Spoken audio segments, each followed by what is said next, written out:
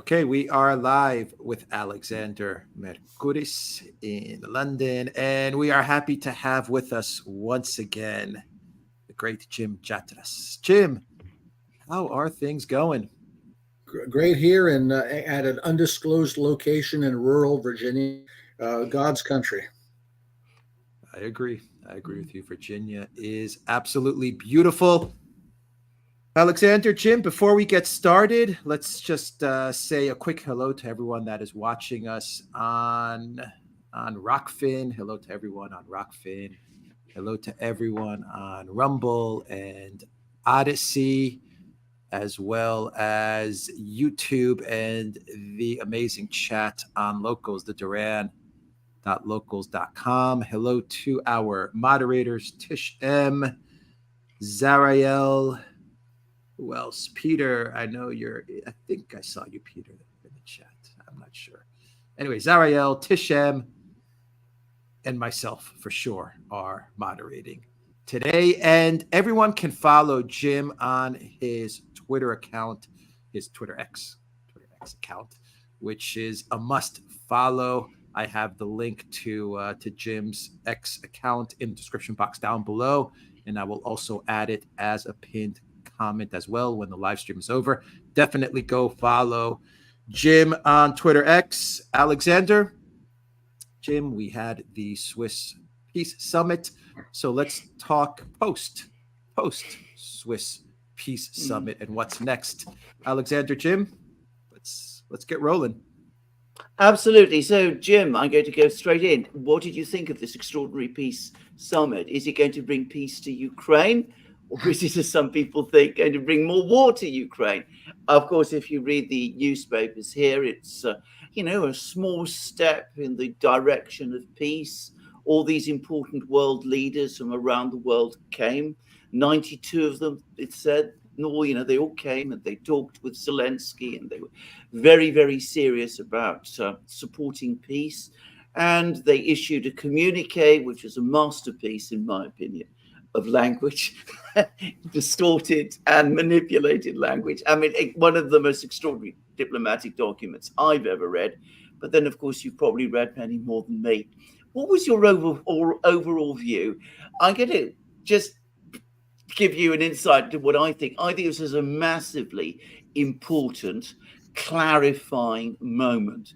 It demonstrated once and for all that most of the world outside what is called now the collective West, that most of the world has had enough and is walking away.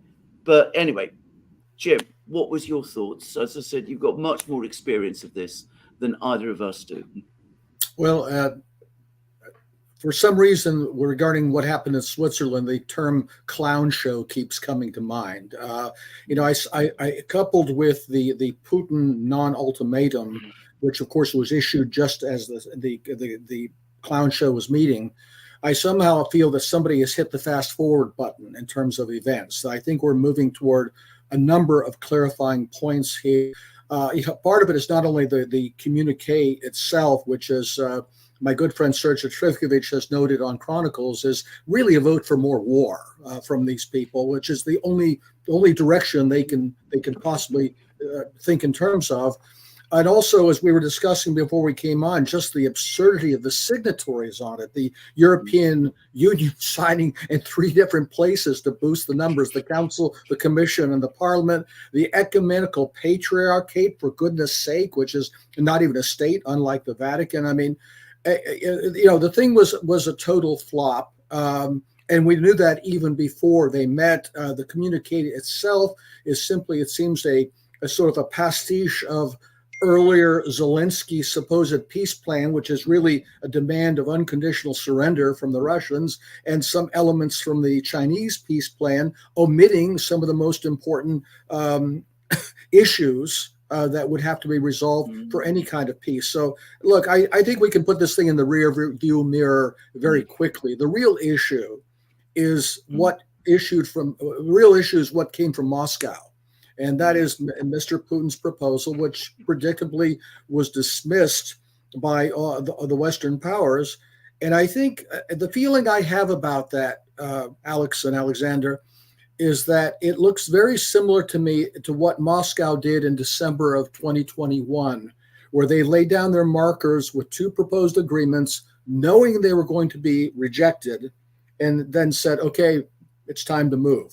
And I think that's what we're looking at now. As you know, I've had some concerns that the Russians, being guided by rational, restrained, cautious people, would be suckered again into another kind of a Minsk type deal, another kind of truce that would be used as some kind of a breathing space for more war by Kiev and its Western sponsors.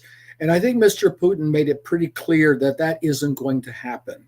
That they're not looking for a truce, despite all the fluff we've been hearing for weeks now about, oh, Russia really wants a ceasefire. I think they're laying down a marker saying, all right, this is your last chance. They issue what Scott Ritter called the Odessa moment. If you want to keep a functional state, if you want to keep Odessa, you want to keep Kharkov, you want to keep Kiev, this is your last chance. And this is what you need to do by actually not just promising, but beginning the withdrawal of your forces from the four oblasts, which are now part of the Russian Federation. And if you don't do that, something very dramatic is going to come next. And I don't know what that's going to be. Gilbert Doctorow says maybe they'll decapitate the Ukrainian government, which they may do. They would destroy, flatten Kiev, which I can't imagine they would do, that the Russians would engage in such an act of vandalism as to destroy the mother of Russian cities. But I think the chances that they're going to wrap this up sooner rather than later are growing. And frankly, I think that's going to save a lot of lives, a lot of Ukrainian lives. I think it will also lessen the prospects of an uncontrolled escalation of the conflict. One of the concerns I've had all along is that the Russians are proceeding very cautiously and incrementally because they don't want their irresponsible Western partners to do something crazy.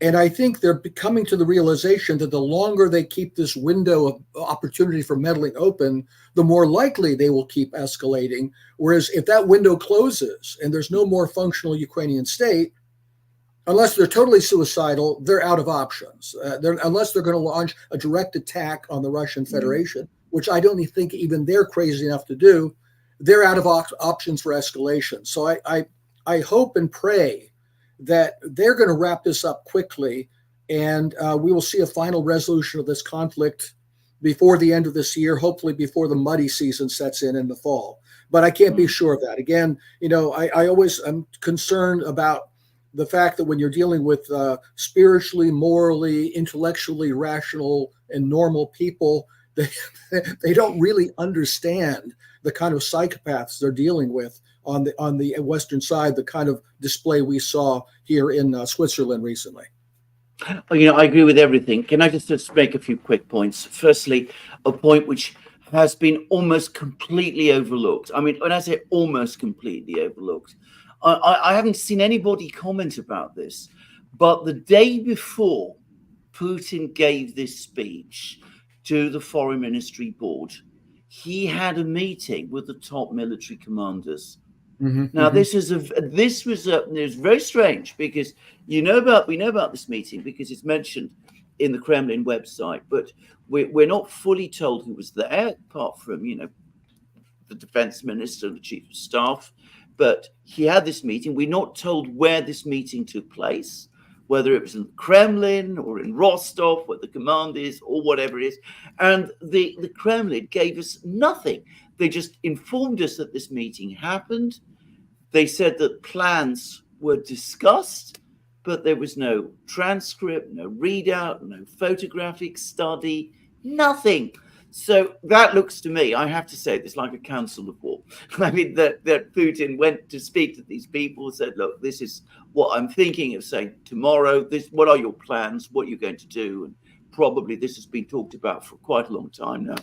And they laid out their plans. The Kremlin did say that after hearing them in sort of a plenary session, he actually then Putin spoke with the individual commanders who briefed him about their individual plans as well. So this is a very important meeting, but as I said, completely not talked about. just before that meeting with the Foreign Ministry Board, and it seems to me to tie in exactly with the point you've just made. The second thing I would say is that about rationality, and here I have to say that it's a touchy subject with me, because people always tell me that, you know, when I discuss and analyze these events, my problem is that I also assume a level of rationality and sheer simple logic that, in, you know, on the Western side no longer exists anymore. But if you read Putin's comments, not just the one he's made to the Foreign Ministry Board, but, you know, a lot recently, he's fed up. He's just had enough. That's my own sense of it. I mean, he's utterly exasperated. He used the words in a press conference he did in Tashkent of this unending escalation. He used those very words himself. He talks about how he himself has been repeatedly tricked. He said not so long ago that he no longer trusts anyone in the West anymore. So I get the sense that, you know, yes, he's done everything he can. He's gone as far as he can, beyond where many people in Moscow probably thought he was wise to go in trying to meet the West halfway. But he's also had enough. I mean, that's my view. I mean, I don't know whether you want to add anything there, but I read all his big public speeches, and that's certainly the impression I came away with. No, I agree with everything you said. And another indication, I think the Russians are finally getting their ducks in a row, is remember a few weeks ago, there was the meeting in Minsk. I think just before that, Putin was in Beijing, covering all his bases, but he was in Minsk. Also, there was Mr. Yanukovych. And Mr. Putin has made it quite clear they don't consider Zelensky anything at this point. I suppose provisionally they're holding a Rada, the parliament, is still some kind of an entity that they could talk to. But as I understand it, their mandate expires in August. And I don't expect they're going to be having legislative elections between now and August. I think at this point, it's pretty clear that the integrity of the Ukrainian state is now something that is not taken seriously in Moscow. I could even see the unveiling at some point of a replacement provisional government for what's left of Ukraine, maybe involving Mr. Yanukovych, the last really legitimate constitutional president of Ukraine, maybe people like Mr.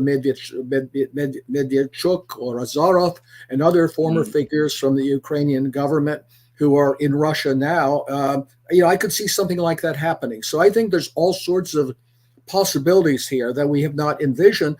I also think the Russians are taking into account what's going on in the Western countries. We saw the parliamentary elections that were a disaster for the existing governments. As you pointed out, Alexander, Mr. Macron is called snap elections with the idea that he can somehow turn this around. I agree with you. That's unlikely to happen.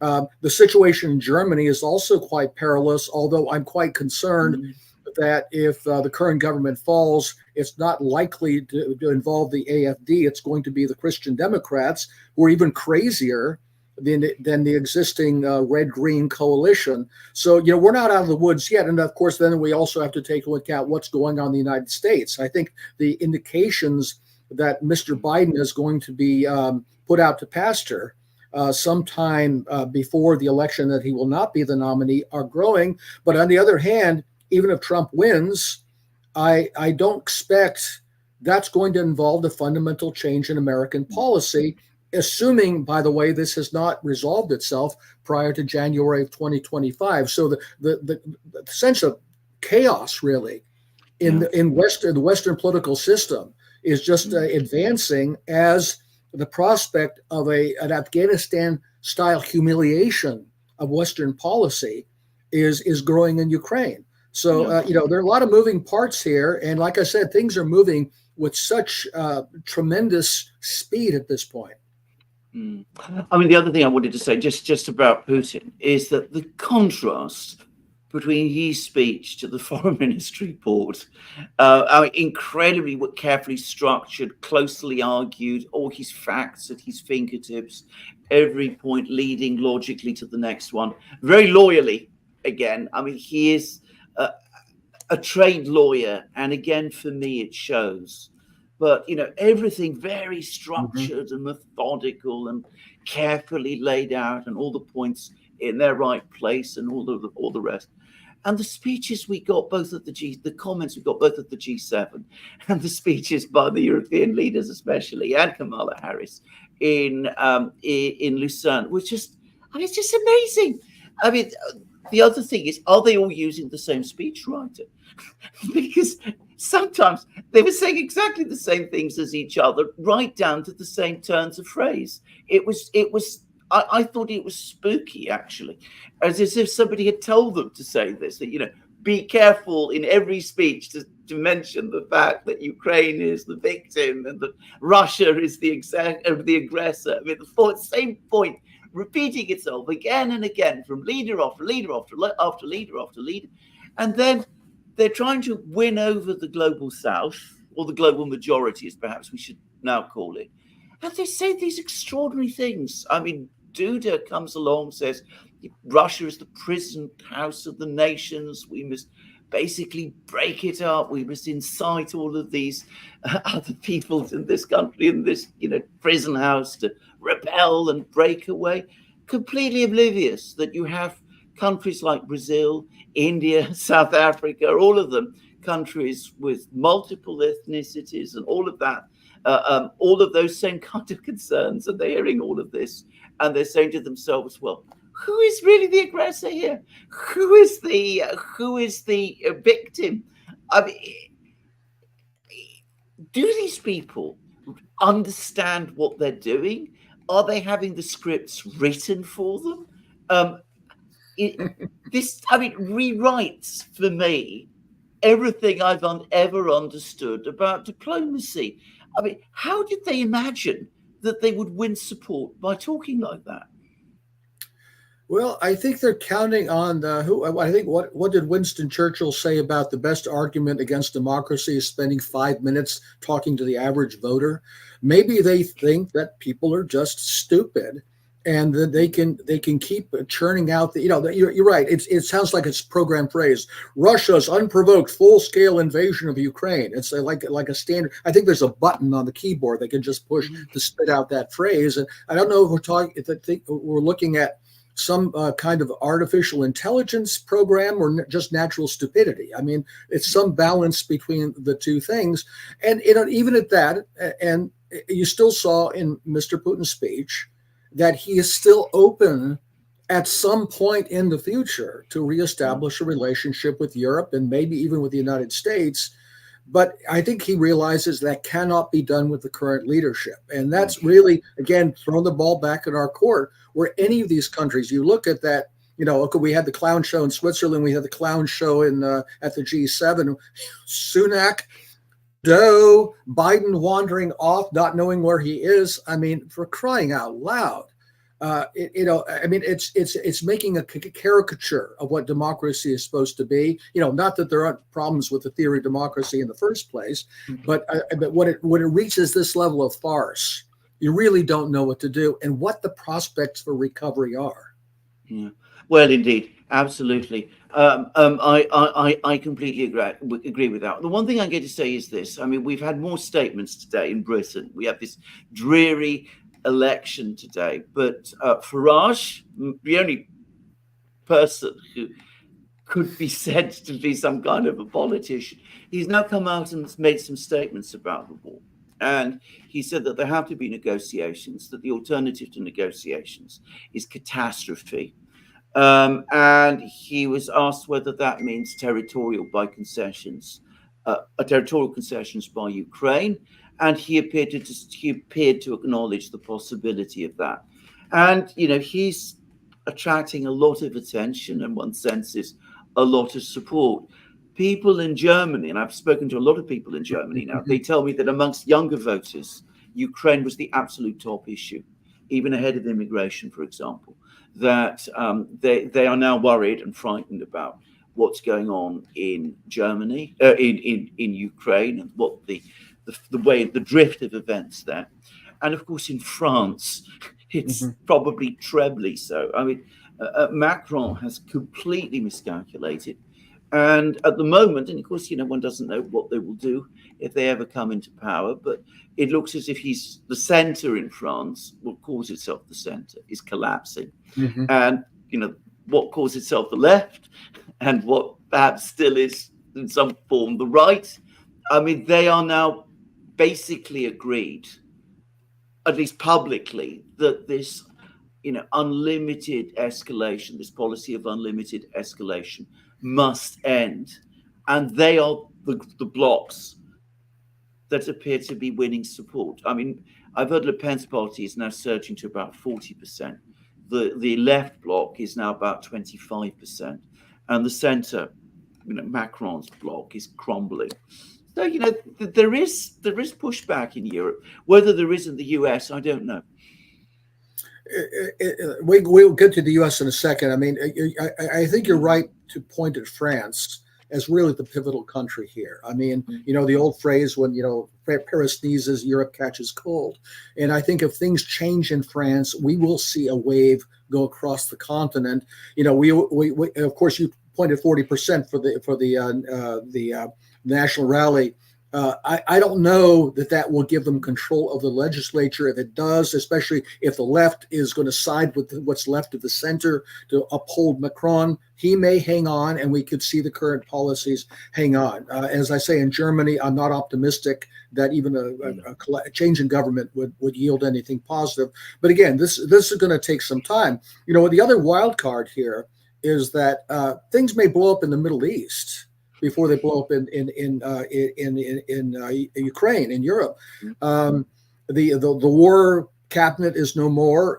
It's clearer than ever, I think, that Mr. Netanyahu sees his only way out of the mess he's painted himself into is to provoke direct conflict with Hezbollah and try by hook or by crook to get the Americans into a direct war with Iran. Of course, the Iranians would be backed up by the Russians and the Chinese. This thing could get kinetic, as they say, on a global basis a lot sooner than we think, before even things work out in Ukraine. And then when it comes to America, I mean, I had to tell you guys, if you're looking for the change to come first from America rather than Europe, stop. Because our political system is so sclerotic, and even within the Republican Party, the gulf between the old guard that still has a lockhold on the elected official class in Washington is and between that and the more populist wing that supports Trump is still so great. And the other thing that worries me is that even if Trump wins, and by the way, I don't think he will, but even if Trump wins, the prospect that he will simply make all the same mistakes he did last time, people his administration with all the wrong people like he did the first time around, is very, very high. The idea that he will actually change fundamentally the direction of American policy in a way that then would encourage similar changes in Europe, don't count on it. I agree, actually. I'm not sure that Trump is going to win. And secondly, I'm not sure that he's going to change the policy. After all, he switched on the $61 billion aid package. Yeah. He might switch. And it gave Mike Johnson cover to do that. Exactly. That's right. Yeah. So there's always with him the not only his mercurial character and his willingness to say odd things out of the one side of his mouth and then the other is you never know who he's listening to and who he talked to last. And I just don't see that's going to be much help. I mean, that said, look, I support the guy. I don't see anything else on the horizon that can change things. And, so that's just the way it's going to have to be. But, and that's, I just don't see how electoral processes, as we've understood them, can address the kind of crisis we're seeing in Europe and in America today. Do people in Washington, I've asked this question many times, understand how bad the situation geopolitically has now become? Now, I was checking this morning some of the voting figures in the General Assembly on the 2nd of March 2022. This was directly after the Russians began the special military operation. At that time, 141 countries supported a resolution, a General Assembly resolution, condemning, I'm using that word, condemning the Russian invasion, it was called, of Ukraine, demanding the immediate, saying that the invasion was illegal, demanding the immediate withdrawal of Russian troops, demanding that the Russians recognize Donetsk and Lugansk again as part of Ukraine. It's a very, very strong resolution, drafted, by the way, probably with the help of the US, but drafted by the Ukrainians and presented by them. 141 countries supported it, 5 abstained, 5 voted against it, 35 abstained. This time, we get this communique from Switzerland, which is incredibly convoluted in its language. It says nothing about aggression, illegal war, invasion. It avoids all that kind of language, even though the implication is there. And it gets the support of 77 countries. 77 actual states voted for it. I mean, let's forget about, the European Union and the Council of Europe and the ecumenical patriarchate and those things. Just 77 countries voted for it. All of them essentially allies of the United States, apart from a few who one suspects are basically hostages. Countries like Serbia, Hungary, Slovakia, even Turkey, as opposed to, well, Turkey's probably a bit different. I mean, they try to run with both the hare and the hounds, as we say in the UK. But anyway, the point is, we've gone from that position in March 2022, where there was big support for Ukraine and the West and widespread condemnation of the Russians, to this situation now, where it has collapsed and where it's basically the United States, the clown show in Switzerland, everybody talking to each other, and no one else. Everyone else, all the big hitters, the Saudis, the Arab states, only one Arab state signed up, and that was Qatar, and they had special reasons for signing up. Yeah. All of the Arab states refused to sign, apart from Qatar. Most of the world had 193 states in the world, just 77 voted for it, and it's basically the collective West. Do people in Washington understand this? Do they realize that they're going in, that diplomatically they're going in reverse? They're actually going backwards. Somebody once said, I forget who it was. It's hard to make a man understand something when his paycheck depends on his not understanding it. And I think that's what we're talking about in Washington. Again, on the positive side, if we're going to look for some hope of optimism, it's in the global democracy, so to speak. It's each country recognizing the realities on the ground, where its interests lie, and more countries saying, ohne uns, I don't want to be involved in this, and taking a hike and drifting from the Euro-Atlantic camp to the BRICS camp. I think that's the direction things have to go, and the faster things go against the global American empire, the Euro-Atlantic camp, whatever you would call it, the more those realities will sink in with these countries, and this thing will atrophy.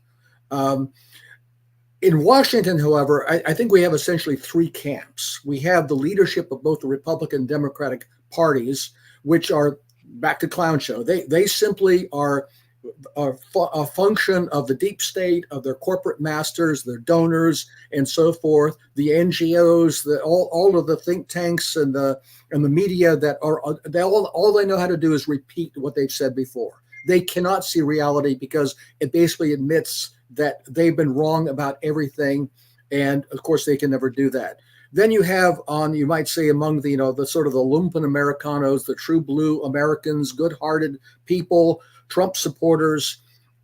They also don't understand this either, because they have this naive faith that America is always right.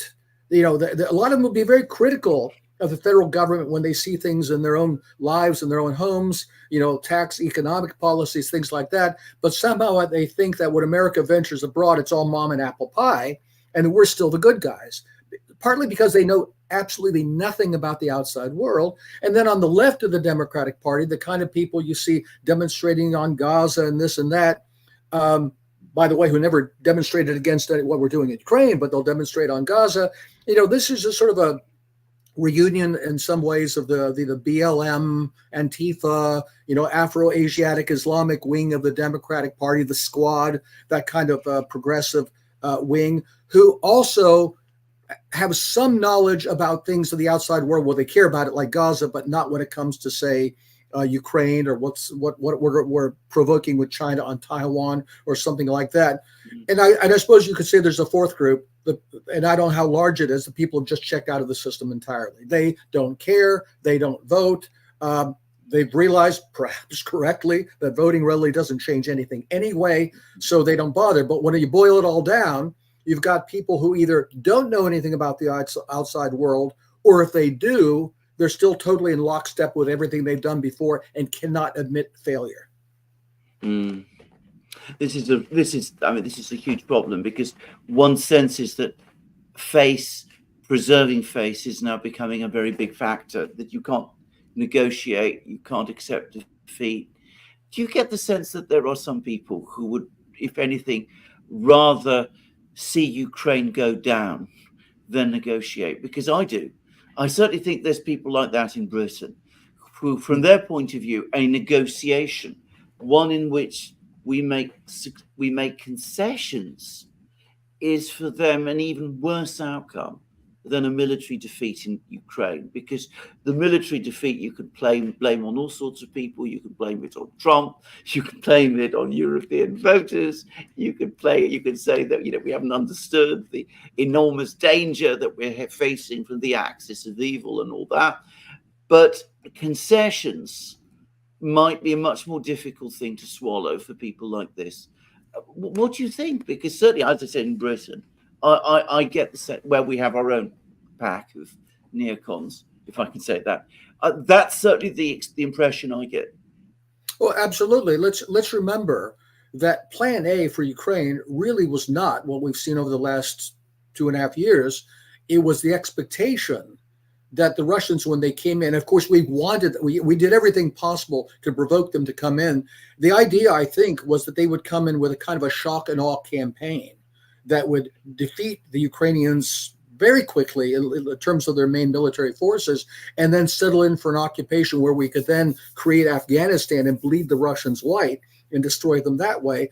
I think they still imagine, and I think they were somewhat surprised when the Russians came in on tiptoe, as Mr. Arestovich said, and with this very limited operation designed to produce some kind of a negotiated solution, which of course hasn't happened and will not happen. So I think in a way we're shifting back to what their Plan A expectation was, which is the Russians, okay, fine, now let them defeat the Ukrainians and we'll bleed them white that way. Then we'll support, the Ukrainian equivalent of the Mujahideen and have another Afghanistan for the Russians, which, by the way, I don't think is going to happen at all once this war is over. But that's what they think, because, again, they still think they're the masters of the universe. They still think that NATO is the thing that, keeps the Americans and the Russians out and the Germans and the other Europeans down.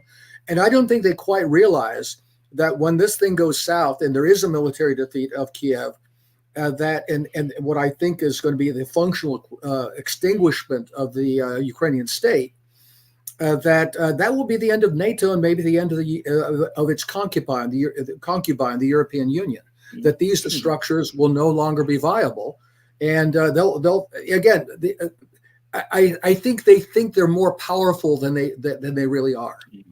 Yeah, I agree, and I think partly the reason they don't want to negotiate is that they don't want to give any hint, even to themselves, that they might not be as powerful as they. No, that's right. And for them, bleeding the Russians is an objective in its own right. Again, if you're thinking in terms of mastery of the world, you look at the Russians, the Chinese, the Iranians, any country, North Korea, whoever. as an obstacle to total global domination. They still think they're the masters of the world, and hurting Russia, hurting China, hurting Iran is something valuable for its own sake. Who cares about the Ukraine? Who cares about hundreds of thousands of dead Ukrainians? They're just means to an end. Yeah. What about China? Because of course, I mean, there's this narrative being spun that the other reason that Russians are winning in Ukraine is because the Chinese are backing them. There's hardly any evidence ever provided for this claim. It's just something that is endlessly asserted. But now we've had statements from the United States that they're going to extend secondary sanctions to Chinese banks. And there's an article in Business Insider that China might be locked out of Europe economically if they go on supporting Russia. And then there's an American admiral who talks about creating a hellscape for the Chinese Navy in Taiwan. And there's even an article which says that Xi Jinping told Ursula von der Leyen, I'm very skeptical of this article, by the way, that the Americans are trying to goad him to attack Taiwan, and that's not what he wants to do. I believe that, but I don't believe that he said it to Ursula von der Leyen, by the way. Anyway, I mean, what is America? I mean, do the Americans really plan to get into a conflict with China at the same time that they're losing a conflict with Russia? Again, does this make any kind of sense? Is there anyone who does the strategies, who adds up the numbers, who looks at the fact that they have a manufacturing industry bigger than ours is, much bigger than ours is, that, you know, that the combination of their manufacturing and Russian resources is going to be huge? Does anybody sit back and think about these things? I think they think about them, but I don't know how they think about it. Like, for example, Steve Bannon, who was a principal in Trump's administration, was adamant we're going to be going to war with China in the next few years. Why he thinks that, I don't know. Why that's desirable, I don't know. And you do find a lot of people in Washington who think they're clever, who say, well, you know, somehow if we can dispose of the Russians, we can turn our guns on the Chinese and shift our focus to the Pacific. At the same time, you saw their pathetic pleading with the Chinese to distance themselves from the Russians, so that we can destroy the Russians and then concentrate on destroying you, as if the Chinese are too dumb to figure this one out. You have people like Vivek Ramaswamy, who's, I understand, is close to Trump, who basically thinks that if we can somehow improve our relations with the Russians and offer to lift the sanctions, you know, we'll give them a little come hither look, and they'll come drifting into our camp and turn against the Chinese, and that's a deal that they'll take. You know, again, they think about these things, but they think about them in totally unrealistic ways. Look, I'm not an economist, but to the extent to which we have hollowed out our manufacturing capabilities, which, by the way, same thing with the Europeans, this is why primarily they're losing the war in Ukraine, because we don't have the manufacturing base. Maybe we should be grateful for that, to tell the truth, is that we allowed first decades ago the Germans and the Japanese to supplant our domestic manufacturing base, and then the Chinese. I don't know which it hurts more. The Western countries, particularly in the United States, if we could not rely on Chinese imports, or the Chinese if they had to reduce that export market. I really don't know. But either way, they cannot hurt the Chinese financially and economically without totally devastating what's left of them in the American economy, because we rely on those imports. So I don't know what they're thinking, or if they're thinking at all, or they're just emoting as they do with so many other things. I mean, you work with the American government. When was there any planning done once upon a time? I get the sense there was. I mean, I remember Nixon and Kissinger. I mean, you know, they were complicated people, but I mean, they were clever people. They seemed to know what they were doing. I remember, you know, Reagan and, you know, the people that were working with him in his government and his team. And again, there was a lot of dysfunction and disorganization, but you could see a policy emerge. And it was, by the way, a successful policy in the end. Is there anything like that now? Is there anybody at the center of power who has all the threads together, gets the information, makes the decisions? Because in my opinion, and I say this as somebody who's been a manager without a decision maker, without an ultimate decision maker who you can hold to account as well, everything inevitably goes wrong. Everybody does whatever they want to do. So you can have some people who want to go after China, some people who want to go after Russia, some people who want to focus on the Middle East. You're going to have all kinds of people doing all kinds of things in every single department, probably not talking to each other, engaging in bureaucratic battles with each other all the time over resources. But that's what happens when there isn't someone in control. Is there anybody in control? The president doesn't seem to be. You know, you remember in the final stages of the Soviet Union, they really couldn't make a whole lot of decisions because you had a big dumb dinosaur that could only operate on the lines that were dictated by ideology decades ago.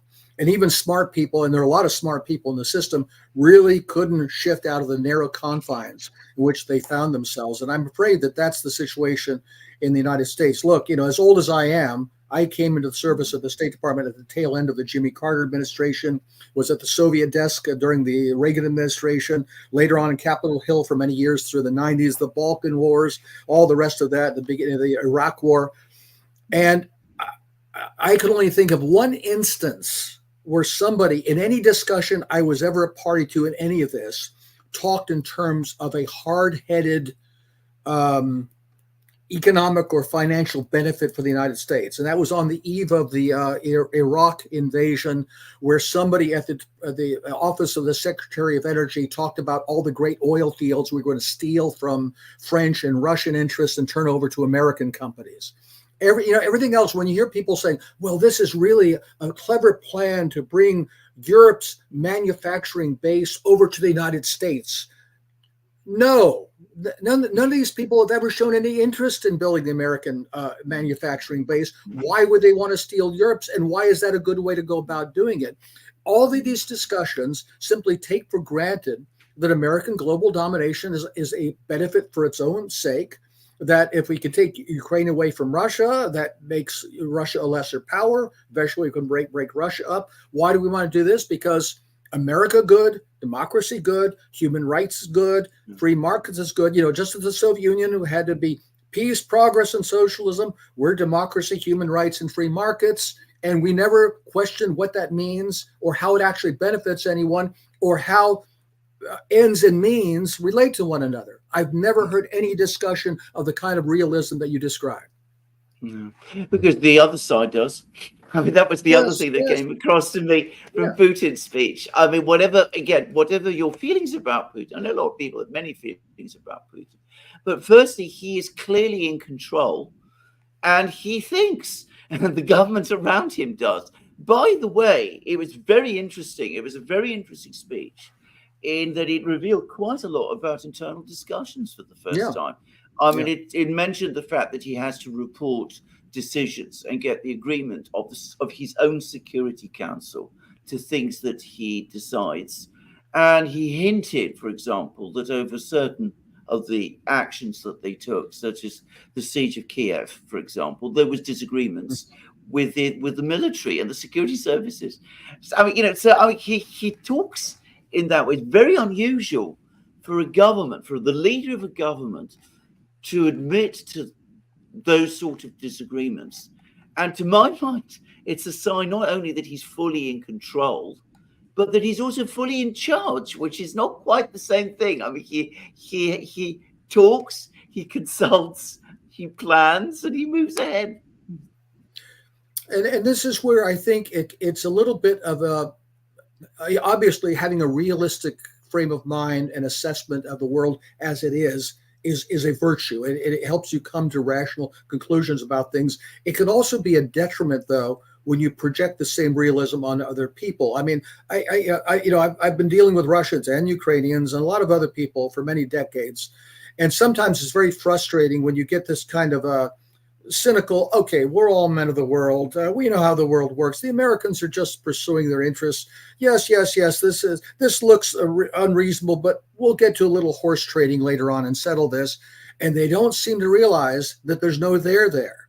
There is no rationality behind these people. There is no horse trading. There is no realism, that what you see is what you get, that their minds of this nomenclatura are in the clouds somewhere, a cloud cuckoo land.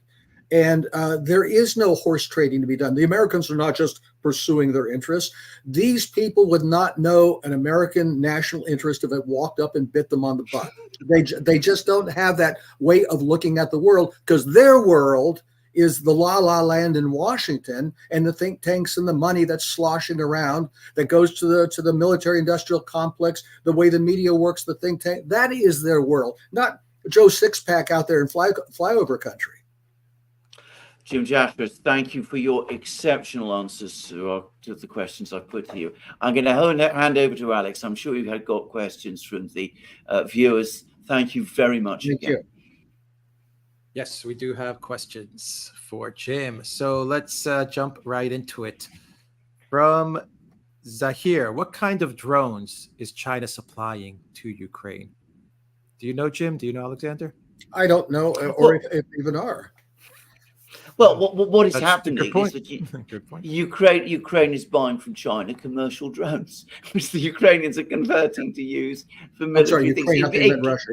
Exactly, Like- Ukraine. Exactly, it was the Ukrainians. I mean, this is the paradox of it. It's the Ukrainians who are using Chinese drones. Apparently, this is the story, not the Russians. So I mean, this whole business about double use weapon things, technology going from Yeah. China to I've heard like DJI, like commercial, it's good. Yeah, like commercial drones. commercial drones. Exactly. I mean, but this, of course, nobody talks about that. It's all about what the Chinese are giving to the Russians, not what the Russians, rather what the Ukrainians are buying from the Chinese. From Latimerou, hello, gentlemen. A question for Jim. Why, in his opinion, did Turkey and Serbia sign this Swiss agreement? Thank you. Well, I think Alexander addressed that. Serbia, in a way, is a captive country, and I think they choose their battles very carefully. I don't know if they always choose them the right way, but they do choose them carefully. Mr. Vucic, Mr. Erdogan, who knows? I mean, he's a very, very clever character who has his own priorities. I can't answer that. Tish M says, Mr. Jatras, who is running our regime into the abyss?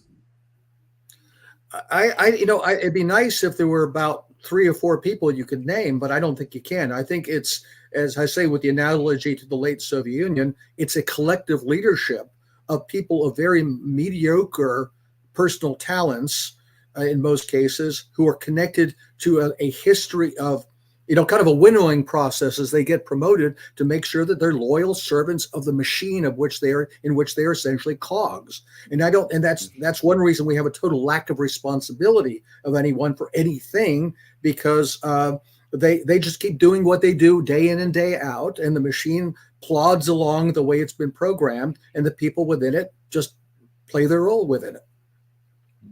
Matthew asks, ultimately, where is this heading? Is Putin going to manage this to keep this just in Ukraine, or are we heading to a wider war? If, as I believe, but I'm not sure, but I believe the Russians are shifting over to something decisive that will wrap this war up, let's say by the fall, sometime before the mud really sinks in. I think it can be wrapped up, a decisive humiliation inflicted upon the West, the effective end of the Ukrainian state, and the prospect of uncontrolled escalation will stay under 10%. If this thing is still going on, say a year from now, I think we passed the 50% mark, and the chances of a wider war increase steadily after that. Let's take a couple of more questions. Latimerou actually also chimed in on that question, Jim and Alexander. She says, it's not about Putin. Your question should be addressed to the collective West. When are they going to stop escalating with regards to a wider war? They're not. They will after, with fits and starts. We can't do that. We can't do. Okay, let's do that after all. They will keep escalating as long as there is an opportunity for them to do so.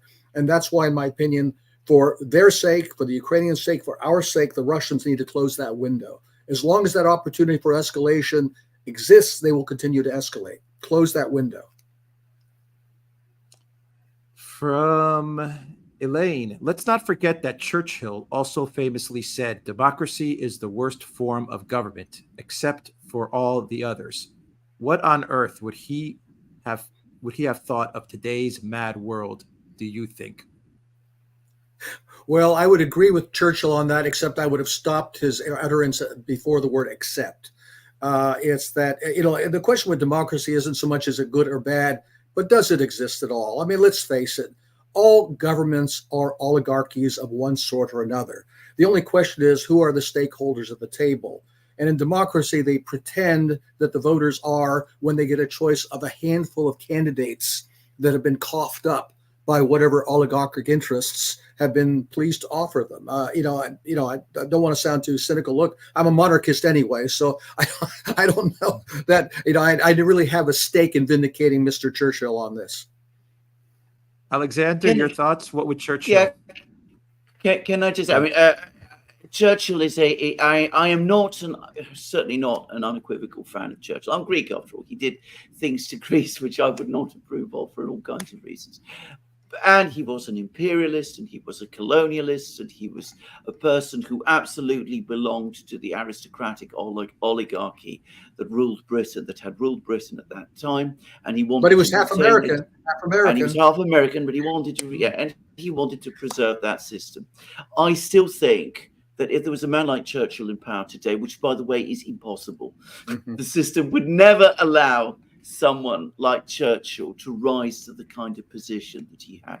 But I think if there was someone in power like Churchill today, the world actually would be a lot safer. Because contrary to what is always said about Churchill, he was absolutely a realist about foreign affairs, absolutely somebody who believed in balance of power, in security arrangements. And it is not well known, but in the last period when he was prime minister, in the early 1950s, he made a concerted and serious effort to end the Cold War. This was after his famous Iron Curtain speech, but he actually wanted to open up to the Russians. He said this is a very, very dangerous situation. He was also worried that as a result of the Cold War, Britain was losing its freedom of action. He was very concerned about the whole situation that existed. He reached out to Stalin, with whom he had a certain relationship. Then things were slowed when Stalin died, but eventually he was able to persuade Khrushchev and Eden to come to London. But of course, by that time, Churchill's own position in London had collapsed, and the Americans were dead opposed to him anyway on this. So ultimately, he failed. But just to finish again, if Churchill could be resurrected and brought back into Downing Street, he would be completely against the direction of foreign policy today. Those who invoke Churchill to support the kind of war that we have now, the kind of policies that we have now, are getting him completely wrong. And I say that as somebody, as I said, who's not an unqualified admirer of Churchill by any means, and as someone also who had some, I never met him, obviously, but I knew his bodyguard very well, who was with him every day, and who had much, much to say to me about him. Soapy Orc says, sadly for America, DC today is akin to London in 1775. Elected representatives largely do not reflect the will of the actual people.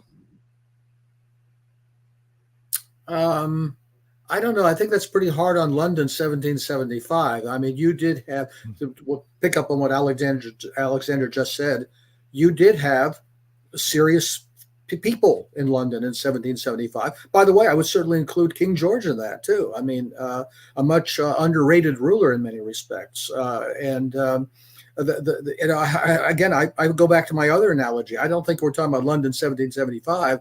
We're talking about Moscow 1987 in a sense. It's just, I just think it's a different kettle of fish. No, again, I will agree with that completely. I think, yes, 1775, London was a corrupt oligarchy. It was an intelligent, highly dynamic oligarchy made up of incredibly clever people. George III, Charles James Fox, William Mhm. Pitt, any number of others you can name from that time. Enormously interested in the arts, enormously interested in power politics. Many of them, by the way, Marquis of Rockingham, many of them, for example, divided about whether to oppose or support American independence. Some sections of the Whig oligarchy actually supported American independence for their own reasons, because they were worried that ultimately Britain would be absorbed by the colonies that were growing too fast. So they had that worry too. They were clever enough to think in that way. So I mean, I think that you're comparing an intelligent, clever oligarchy, however corrupt and however unconnected to the masses, with the oligarchy we have in the United States, which is equally corrupt, perhaps, but certainly not so clever. Yeah. Jim, can we do 2 more questions? Sure. Is that cool? All right, great. Elza says, gents, is there a time limit for taking back the signature on the Swiss summit document? I think today one more country did it. Oh, really? How many? Actually, Rwanda was today. They took it back. Is there a limit? Can they just take it back, or do you guys know? I can't see why it would be. It's just a communique. It's not a treaty or a formal document of that sort. It's just a statement. And if the country says, hey, we don't stand by that statement anymore, who's going to tell them they can't? Exactly. And one final question, Jim, your thoughts on Biden and the debate and a lot of the rumors about the debate being a make or break for Biden. I've heard the suggestion. The dates being before the convention. Right. First off, I've always been of the opinion that they will remove him before the election. Not that they can't win the election with him, because I don't think it's a real election, but they have to make it look good, and he doesn't look good.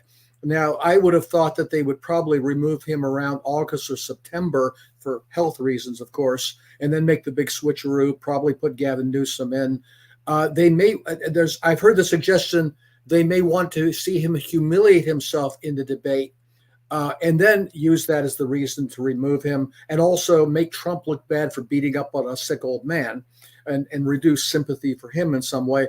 I think that's a risky scheme. If I were them, I would do before the debate. What is it, the 27th of June? 27th. But I don't really know. I am increasingly confident, though, they will remove him, that Kamala Harris will not be the nominee. There's talk that if Gavin Newsom is the guy they want to plug in, then they shift her over as governor of California, which they can easily do. I mean, I don't think getting her to step out of the way is a big problem. She's a team player. Maybe she gets to become president for a short period of time, a caretaker. I'm too busy, running the transition. They can do the appropriate pardons for Hunter or whoever. And then find some way to put somebody in who's a credible standard bearer in the fall, so that they can do whatever they need to do to make sure Trump loses. That's my guess of how this will work. Fantastic. Garland Nixon says, great conversation. Hello, Garland. Hope you are Garland. doing well. Great to see you here with us. And we will end it there with a comment from Was Forced to Make It on Odyssey. Says, this dude is very smart. Does he have a channel? He has I don't have it. Just Twitter. Twitter. He has a Twitter. X. I rely on you guys. He has a Twitter X account. I have that link in the description box down below, and I will add Jim Jatras' Twitter X channel account, whatever you call it, as a pinned comment as well. Jim, thank you for joining us on the Duran. One last thing I want to say. In a few weeks, my first and only book will be out, called I Tried to Warn You. It's a collection of my writings for the last 5 decades, for what it's worth. And I hope people will read it. I don't expect to make any money on it. I don't really care about that, but I hope people will read it. And as far as not having a channel, I am, as we say in Spanish, disposable if people want to have me on their channels. So it's, I'm around. We are delighted to have you. We're delighted to have you, Jim, and I will certainly read this book. Just to say. Thank And you. let's you, get you gentlemen. on, and let's get you on, Jim, when the book is released, so you can talk about it. Or Yeah, at least thank you, let's do a gentlemen. recorded video so that you can talk about the book. I think a lot of people will be interested in it. Thank you. That would be great to have you on. All right, Jim Jatras, thank you very much. Thank you.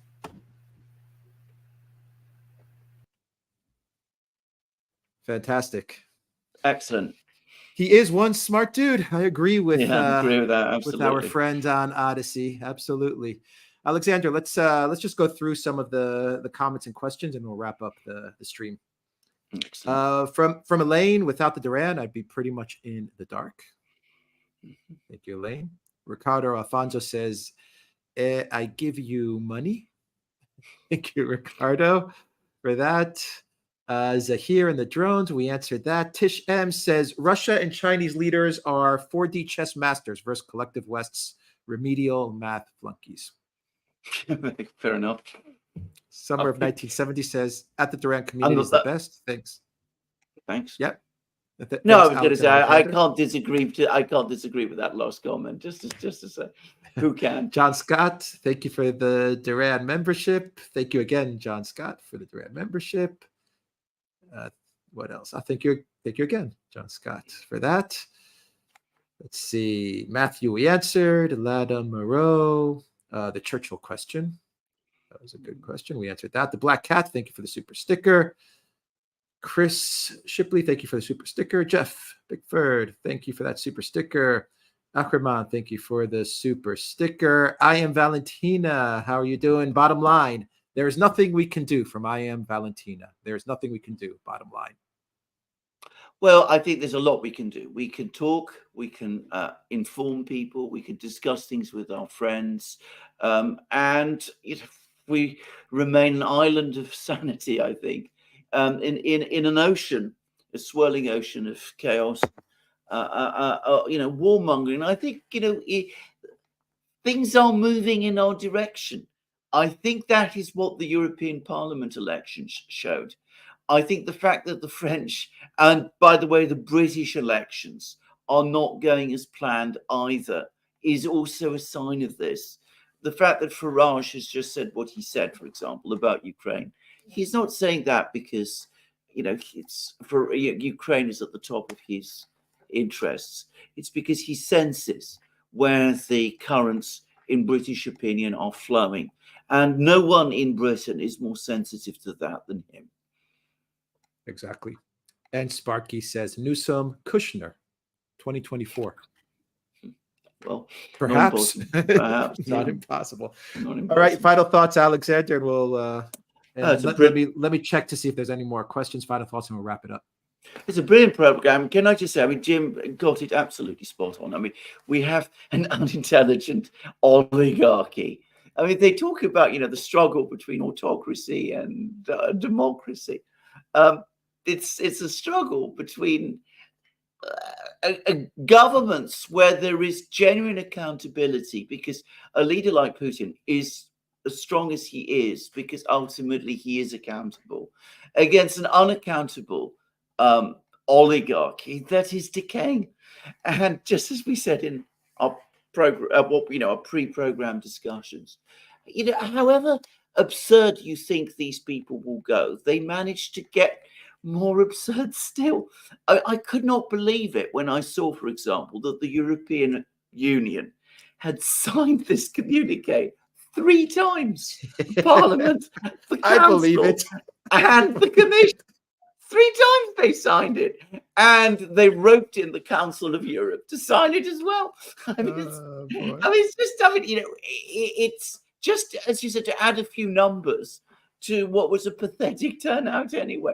No wonder Rwanda now is at second full. They're probably, they can read it, they can work it out. It's just incredible. And who are they fooling? Are they fooling Putin? Do they think that he can't read a list? Are they fooling Xi Jinping? MBS? Who is this tricking? It's just themselves. It's just astonishing. Ultimately themselves. Yeah. Themselves, so that the media can put out a title, so the BBC can run an article which says 103 countries and institutions sign up to the Swiss Peace Summit communique. Yeah. That's the title that they want. Yes.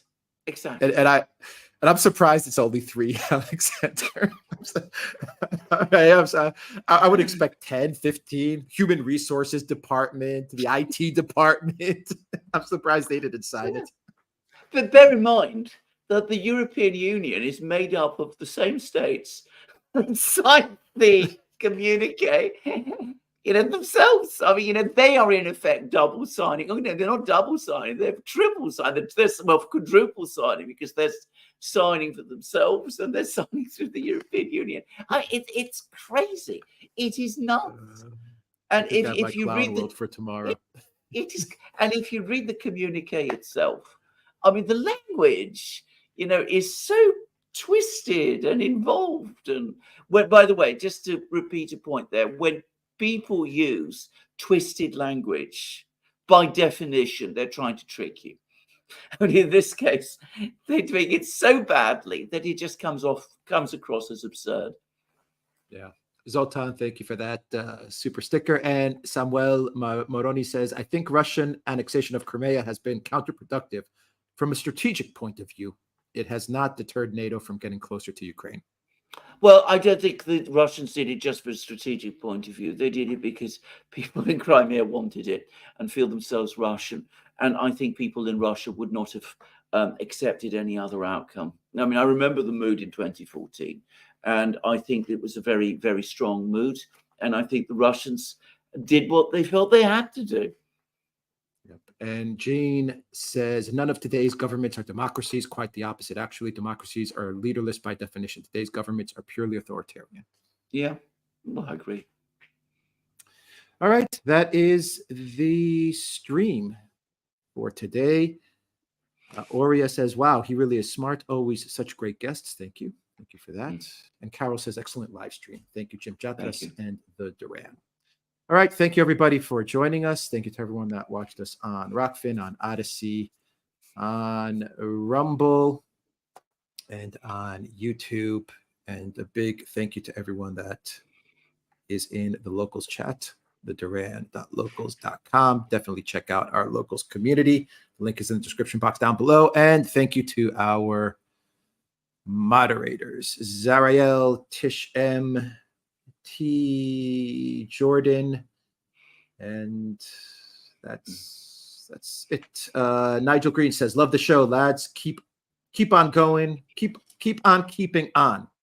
Thank you, Nigel, for that. And Elza says, EU 4-time signing will scare Putin. And Tabernac says, what benefits does strategic ambiguity give to Russia? Well, it doesn't. That's the final question. It doesn't. I mean, they've never engaged in it, if I must say so. I mean, if you read Putin's speech, it's crystal clear. There's none of that strategic ambiguity that Macron engages in, and there's none of that twisted language that the communique uses. All right. On that note, on Tabernac's question and strategic ambiguity, take care, everybody.